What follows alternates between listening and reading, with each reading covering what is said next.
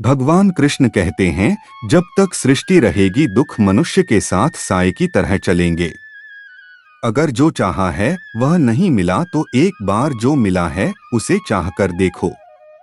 कभी उन चीजों के बारे में ना सोचे जो भगवान से प्रार्थना करने के बाद भी हमें नहीं मिली, बल्कि उन अनगिनत चीजों को देखें जो बिना प्रार्थना के भगवान ने हमें प्रदान की है। जब हम खुश होते हैं तो हम उस व्यक्ति के पास जाना चाहते हैं जिसे हम बहुत प्यार करते हैं, लेकिन जब हम दुखी होते हैं तो हम उस व्यक्ति की ओर देखते हैं जो हमें बहुत प्यार करता है। रिश्ता होने से रिश्ता नहीं बनता, रिश्ता निभाने से रिश्ता बनता है। जो व्यक्ति किसी सच्चे व्यक्ति का दिल तोड़कर किसी तीसरे के पास खुशी ढूंढने जाते हैं वह अक्सर धोखा खाते हैं। दो बातें ध्यान रखो, सब कुछ परिवर्तनशील है और किसी का भी अपना पृथक अस्तित्व नहीं है। अगर कुछ भी अच्छा होते हुए नहीं दिख रहा फिर भी आप अच्छे के लिए प्रयास करो, क्योंकि जीवन के लिए यही उत्तम विकल्प है। इंसान के कर्म उसके ही नहीं उसकी आने वाली पीढ़ियों को भी प्रभावित करते हैं। आपके पास जो कुछ भी है उसे बढ़ा चढ़ाकर मत बताइए और ना ही दूसरों से ईर्ष्या कीजिए। जो दूसरों से ईर्ष्या करता है उसे मन की शांति नहीं मिलती। पीठ पीछे वार करने वाला दुश्मन ही नहीं होता, कुछ अपने भी गद्दार होते हैं। भगवान कृष्ण कहते हैं, शरीर नश्वर है पर आत्मा अमर है। यह तथ्य जानने पर भी व्यक्ति अपने इस नश्वर शरीर पर घमंड करता है जो कि बेकार है। शरीर पर घमंड करने की बजाय मनुष्य को सत्य स्वीकार करना चाहिए। कृष्ण भगवान कहते हैं कि तुम अपने आप को भगवान को अर्पित कर दो, यही सबसे उत्तम सहारा है। जो इसके सहारे को जानता है वह भय, चिंता और शोक से सर्वदा मुक्त है।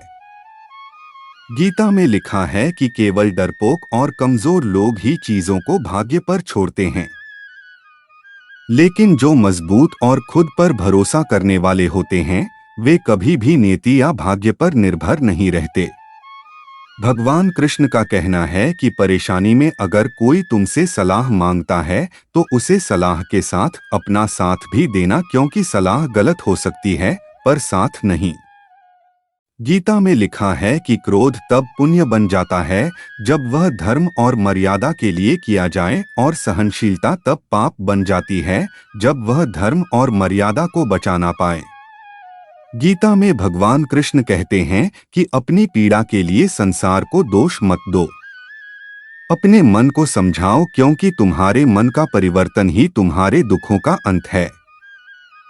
वक्त की धूप में पकी हुई चीज वाकई कीमती होती है, तभी तो अंगूर से ज्यादा कीमत किशमिश की होती है और मिट्टी से ज्यादा कीमत मटके की होती है। षड्यंत्र नीति से प्राप्त हर सुख व्यक्ति को भय और अस्थिरता की ओर ले जाता है। जीवन का आनंद तो हृदय की निर्मलता से प्राप्त सुख में होता है, चाहे वह अल्प ही क्यों ना हो। भगवान कृष्ण कहते हैं, मेरी इच्छा के बिना तुम्हें कोई छू भी नहीं सकता, तो भय किसका करते हो जब मैं स्वयं तुम्हारे साथ हूं। जब तक किसी भी बात की पूरी जानकारी ना हो तब तक हमें वहां मौन रहना ही उत्तम है, क्योंकि अधूरा सत्य अपूर्ण झूठ से कई गुना ज्यादा खतरनाक होता है। गीता में लिखा है, तुमने खुद को कमजोर मान रखा है, वरना तुम जो कर सकते हो वह कोई दूसरा नहीं कर सकता। बीते कल और आने वाले कल की चिंता कभी नहीं करनी चाहिए, क्योंकि जो होना है वह होकर रहेगा। जो होता है अच्छे के लिए होता है, इसलिए वर्तमान का आनंद लें। कोई भी कारण हो, कोई भी बात हो, चिढ़ो मत, गुस्सा मत करो, जोर से मत बोलो, मन शांत रखो, विचार करो, फिर निर्णय लो। आवाज से आवाज नहीं मिटती बल्कि चुप्पी से मिटती है। हम में से हर किसी के अंदर अच्छे और बुरे दोनों गुण होते हैं। जो अच्छे गुणों पर ध्यान करने का निर्णय लेते हैं वह लोग ही जीवन में सफल होते हैं। स्वयं को ऐसा बनाओ कि जहां तुम हो वहां तुम्हें सब प्यार करें, जहां से तुम चले जाओ वहां तुम्हें सब याद करें, और जहां तुम पहुंचने वाले हो वहां तुम्हारा सब इंतजार करें। उन्हें छोड़ देना ही उचित है जो आपके होने का मूल्य नहीं जानते। आपकी स्थिति खराब नहीं है और ना ही आपकी किस्मत। केवल आपका समय थोड़ा कठोर है और वह भी स्थायी नहीं है। तो चिंता किस बात की है? अगर आप किसी को धोखा देने में कामयाब हो जाते हैं तो मानकर चलना कि ऊपर वाला भी आपको धोखा देगा, क्योंकि उसके यहाँ हर बात का इंसाफ जरूर होता है। भावुक इंसान जब अपनी भावुकता खोकर पत्थर होता है तो वह पत्थर से भी ज्यादा पत्थर होता है। गीता में लिखा है, हमेशा याद रखें, गुस्से में लिया गया फैसला आपकी जिंदगी बर्बाद कर सकता है। जब संसार में सब कुछ हमें अपने कर्मों के अनुसार मिलता है तो फिर ईश्वर से जुड़ना क्यों अनिवार्य है? हम कर्मों की मूल गति को पूरी तरह नहीं जानते। इसका सत्य व संपूर्ण ज्ञान केवल परमात्मा ही देते हैं। हमें सत्य व असत्य का वास्तविक भेद केवल ईश्वर के साथ जोड़ने से ही ज्ञात होता है, जिसे समझने से ही हमारे कर्म सुकर्म बन सकते हैं। मान और सम्मान की लड़ाई में कभी अकेले रह जाओ तो रह लेना, पर किसी के सामने खुद को टूटने ना देना। खुद का सामना करोगे तभी दूसरों से मान पाओगे। जिसने भी संसार को बदलने की कोशिश की वह हार गया, जिसने खुद को बदल लिया वह जीत गया। अपने लफ्जों का प्रयोग बड़ी सावधानी से कीजिएगा, क्योंकि यह आपकी परवरिश का सबसे बड़ा सबूत है। सुंदरता का मतलब बाहरी रंग रूप नहीं बल्कि अच्छे विचार, संस्कार और व्यवहार होता है। अच्छा कार्य करने वाला कभी सम्मान का भूखा नहीं होता। उसका कार्य ही उसे सम्मान का पात्र बना देता है। कमजोर तब रुकते हैं जब वह थक जाते हैं, लेकिन विजेता तब रुकते हैं जब वह जीत जाते हैं। जो रास्ता ईश्वर ने आपके लिए खोला है उसे कोई भी बंद नहीं कर सकता। गीता में लिखा है, आप वापस नहीं जा सकते हैं और शुरुआत को नहीं बदल सकते हैं, लेकिन आप जहां हैं वहीं से शुरू कर सकते हैं और अंत को बदल सकते हैं। यकीन कीजिए, ईश्वर के फैसले हमारी ख्वाहिशों से बेहतर होते हैं। जो मौन को समझ ले वह पूजनीय है। फिर चाहे वह माँ हो, पत्नी हो, प्रेमी हो या परमेश्वर हो, जब तक मन में मंदिर ना बने तब तक तुम्हारा मंदिर जाना व्यर्थ है। जीवन के 5 कटु सत्य। नंबर 1, अपने दुखों को छिपाएं। यहां किसी को आपके दुखों की कोई परवाह नहीं है। नंबर 2, हर बात हर किसी को नहीं बताएं, क्योंकि हर व्यक्ति आपका भला नहीं चाहता। नंबर 3, शांत रहें। कुछ भी हमेशा के लिए नहीं होता। नंबर 4, अकेले रहना सीखो। यहां कोई हमेशा के लिए साथ नहीं रहेगा। नंबर 5, दूसरों पर ज्यादा निर्भर नहीं रहे, इससे आप खुद को खो सकते हैं। क्षमा उन फूलों के समान है जो कुचले जाने के बाद भी खुशबू देना बंद नहीं करते। जिंदगी का सबसे कठिन काम है स्वयं को पढ़ना, लेकिन प्रयास अवश्य करें। आपका मन अगर आप अपने वश में नहीं करेंगे तो वह आपके दुश्मन की तरह काम करना शुरू कर देगा। इतना मत बोलिए कि लोग आपके चुप होने का इंतजार करें, बल्कि इतना बोलकर चुप हो जाइए कि लोग आपको दोबारा सुनने का इंतजार करें। परिवर्तन संसार का नियम है। जिसे तुम मृत्यु समझते हो वही तो जीवन है। एक क्षण में तुम करोड़ों के स्वामी बन जाते हो, दूसरे ही क्षण में तुम दरिद्र हो जाते हो। मेरा तेरा छोटा बड़ा अपना पराया मन से मिटा दो, फिर सब तुम्हारा है और तुम सबके हो। शरीर की नजरों से देखने से भगवान कभी दिखाई नहीं देते। उन्हें देखने के लिए तो मन की आंखें खुली होनी चाहिए। याद रखिए, सबसे बड़ा अपराध अन्याय सहना और गलत के साथ समझौता करना है। जब तक हमारे साथ ईश्वर का सहारा है, इस दुनिया में कोई लाख हमारा बुरा चाहे, लेकिन हमारा कुछ नहीं बिगाड़ सकता। तुम भला क्यों रोते हो? तुमने जो खोया, क्या वह तुमने पैदा किया था? आज जो तुम्हारा है वह कल किसी और का होगा, क्योंकि परिवर्तन ही संसार का नियम है।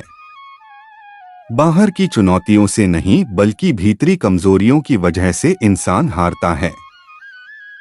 समझे बिना किसी को पसंद मत करना और समझे बिना किसी को खो भी मत देना। मोह हृदय में होता है, शब्दों में नहीं, और क्रोध शब्दों में होता है, हृदय में नहीं। जब मन गमों से गिर जाए, तुम अपना हाल ईश्वर को सुना देना। उसी पल मन को सुकून मिल जाएगा। जो प्रेम में रहते हैं वह छल नहीं समझ पाते, और जो छल में रहते हैं वह कभी किसी का प्रेम नहीं समझ पाते। जिंदगी में कुछ कड़वी सच्चाइयों से मन की आंखें खुल जाती हैं, और जब मन की आंखें खुलती हैं तभी परमात्मा के दर्शन हो पाते हैं। नया नया तो सब अच्छा ही लगता है, सच्चाई तो पुराने होने के बाद ही पता चलती है।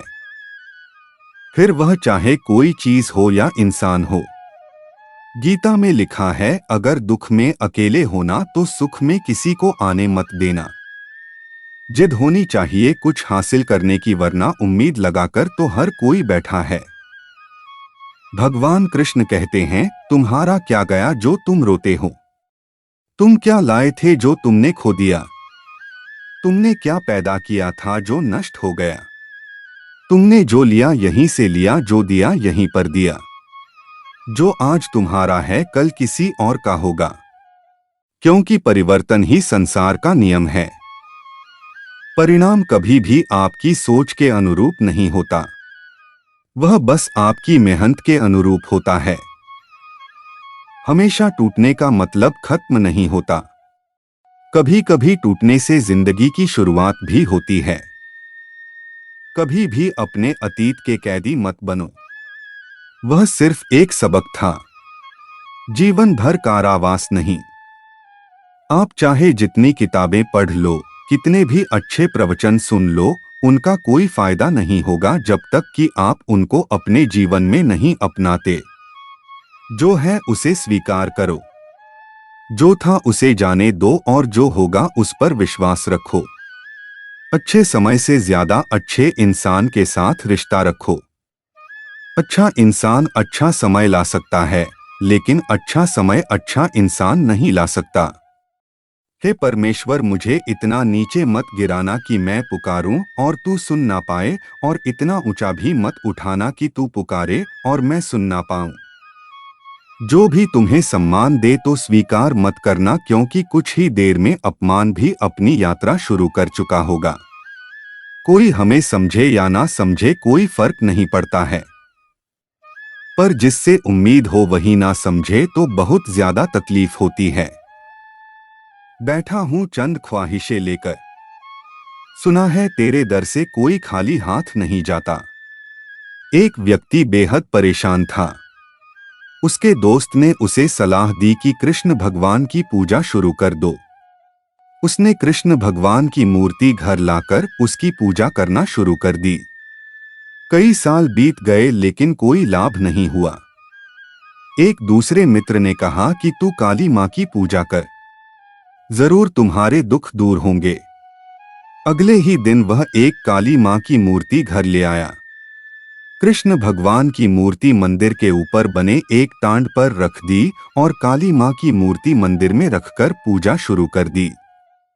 कई दिन बाद उसके दिमाग में ख्याल आया कि जो अगरबत्ती धूप बत्ती काली जी को जलाता हूँ उसे तो कृष्ण भगवान भी सूंघते होंगे। ऐसा करता हूँ कि कृष्ण भगवान का मुंह बांध देता हूँ। जैसे ही वह ऊपर चढ़कर भगवान कृष्ण का मुंह बांधे लगा, कृष्ण भगवान ने उसका हाथ पकड़ लिया। वह हैरान रह गया और भगवान से पूछा, इतने वर्षों से पूजा कर रहा था, तब नहीं आए, आज कैसे प्रकट हो गए? भगवान कृष्ण ने समझाते हुए कहा, आज तक तू एक मूर्ति समझकर मेरी पूजा करता था, किंतु आज तुझे एहसास था कि कृष्ण सांस ले रहा है, इसलिए मैं आ गया। दोस्तों, भगवान तो सर्वत्र है, कण कण में है। जरूरत है तो सिर्फ आस्था रखने की। मुट्ठी बांधे जन्म लिया, हाथ पसारे जाना है। इस धरा का इस धरा पर सब धरा रह जाना है। किसी भी व्यक्ति को अच्छे से जाने बिना दूसरों की बातें सुनकर उसके प्रति कोई धारणा बना लेना मूर्खता है। बल से ज्यादा बुद्धि का उपयोग करो। बल तुम्हें लड़ना सिखाएगा और बुद्धि तुम्हें जीतना सिखाएगी। हमारी आस्था की परीक्षा तब होती है जब हम जो चाहे वह ना मिले और फिर भी हमारे दिल से प्रभु के लिए शुक्रिया ही निकले। जो सुनने को तैयार नहीं,